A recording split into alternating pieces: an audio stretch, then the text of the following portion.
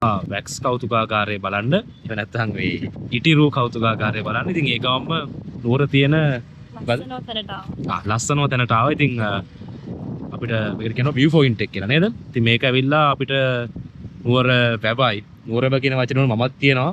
ඇත්තටම ඒක බෝගම්බර වැව. ඒක වැරදි.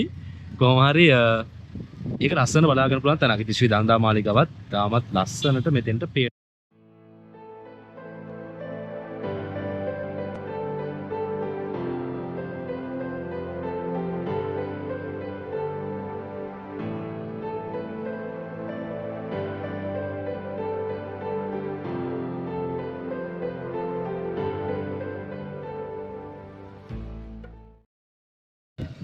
නුවර આવොත් මේ තැනටත් එන්න අනිවාර්යෙන්. මොකද දැන් ගොඩක් ලස්සනයි.